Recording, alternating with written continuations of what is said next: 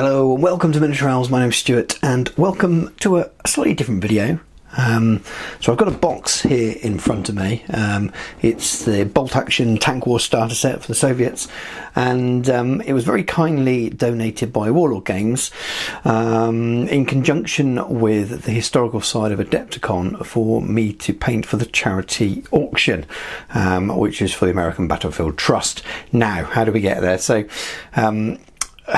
going back over the length of my channel, which is coming up to a year now as I'm recording this, I've had loads of comments and some chatter with a wonderful man in America called Don, who's imparted loads and loads of American Civil War knowledge, sent me loads and loads of wonderful emails with photographs he's taken at visits to the Antietam and the Gettysburg battle sites, and I chatted to him on Discord, and his friend Michael as well, and had a bit of to and fro over the year or so, and I knew they were heavily involved in running the historical side at Adepticon this year and going forward.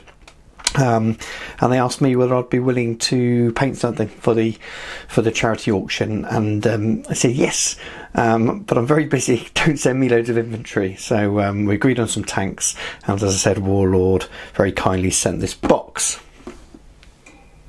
So I'm relatively new to Bolt Action myself, still working on my first force, and I quite like inventory and things, but I do enjoy painting tanks. I've not really looked at Tank War in any great detail. All I know is that it's set up to allow you to field more tanks than you would in a regular game. And in this set you get 3 plastic T-34/85 medium tanks and 3 plastic IS-2 heavy tanks. You get your softcover rulebook, you get a Bolt Action supplement in there as well, quick start booklet, quick start reference guide, templates, tokens, pins and markers, all your stat cards, order dice, some damage markers, some vehicle sheets and things which you get with the tanks, and you say rulers and 6-sided dice, and they're obviously your cutout rulers and your as I've seen heard them described as your cracker dice. I quite like the small ones, but let's take a little look inside. So there's your play sheet, which handily becomes the cover to keep your sprues away from all your books and things like that. Now you'll notice that the tanks and sprues are not there. It's because I've already built and painted them. So I may have recorded this before and accidentally deleted all the footage, professional and all that lot. So there's your Bolt Action 2nd edition rulebook, and your small edition, always sought after. I know I've got my copy, or I've got a couple of copies of that. Your Tank War supplement booklet, which is a little bit thinner. I've never read this, but looks like there's some extra rules for crew and things like that, some extra tanks and things, but and formations to make it a slightly different game if you want to do tank only battles, but I'll leave that to the experts because I'm yet to delve into that. And then the stuff that isn't tanks in the box, so your explosion markers, your pin markers, all your templates and your measurements and things, some dice, decals, of which the ones I haven't used anyway, and your 2 vehicle carts. So let's have a look at the painted tanks. So there we go, there's your full starter set all painted up, and I did have a lot of fun doing it. I really love painting tanks. It's nearly all airbrush work, and then after that it's just fun with weathering powders and rust and chipping and oil paints and all the things that you can just slap on liberally and really kind of relax and put some music on, and away you go.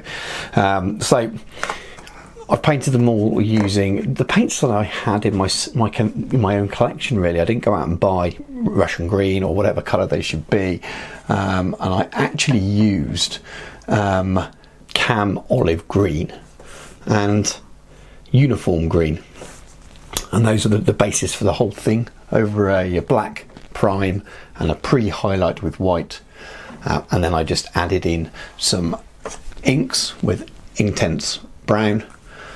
And that was the main green. I used scale colour black to paint in all the tracks and other areas, and the rest was all oils and dry brushing and chipping and things like that. But this isn't a painting tutorial anyway, I just wanted to give you a little bit of an idea, and as I yabber away, no doubt I'll put some images up at the same time. But let's have a little closer look at some of the tanks now.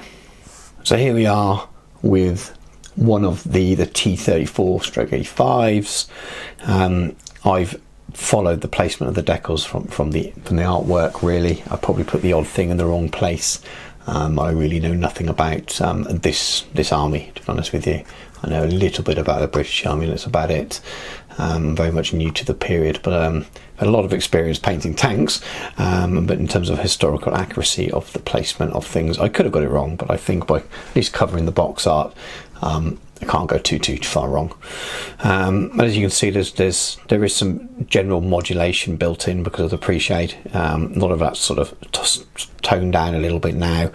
I used a scale colour grease oil wash all over the whole tank and then wiped it away. I've brushed in lots of Vallejo burnt sienna pigment. Lots of dry brushing with silver oil, especially on the edges where the silver would, where the paint would wear off. And I've used some Model Mates rust. Well, it used to be called Model Mates. I think there's a new company that does it now. But some rust and just painted that in. And then lots of diorama effects. So the thick mud that Vallejo do, European mud, I've used that, and just sloshed that all over the tank tracks and things for a fairly easy finish. But I think the overall effect is fairly pleasing. I'm quite happy with them.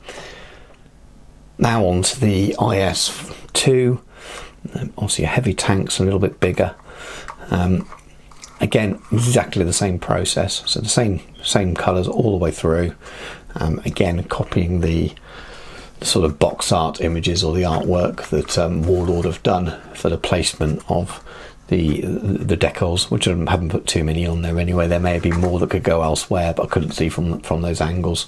But I thought that this would more than cover it, more than do, and I hope whoever wins them in the raffle is happy. I have kept a note of all the paints I've used, so if someone who wins them that wants to expand upon the force and things, I'm more than happy for them to get in touch with me, and I'll talk them through how I did it, whether that's over an email or messages, or if someone wants to catch me on Zoom or something like that. Is a way of doing it. So if someone wins this and they want to carry on with it, and they want to know how I've done it, I'm more than happy to help them through, or paint more for them, so to speak. But anyway, I'll pop some images up on the screen now.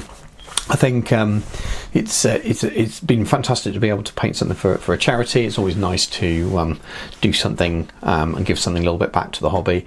I know it's a different charity to many of the ones that are used, so it's American Battlefields Trust, but it's I'm a big lover of history, which many historical gamers are. I'm sure most people watching this are, and money that goes towards protecting battle sites and heritage sites, and making sure that when visitors go there, that they've got a good experience, that they've got people to show them around and things to see. If that money goes and spelt in those kind of areas, then absolutely fantastic. That's very, very happy for that. So I hope the charity auction goes well. I hope the historical side, well, all of Adepticon goes really well. Don and Michael are great lads, and I'm sure they'll do a great job of running the side of it, and I'm looking forward to getting these shipped off to the US tomorrow. Thanks very much for watching. Take care.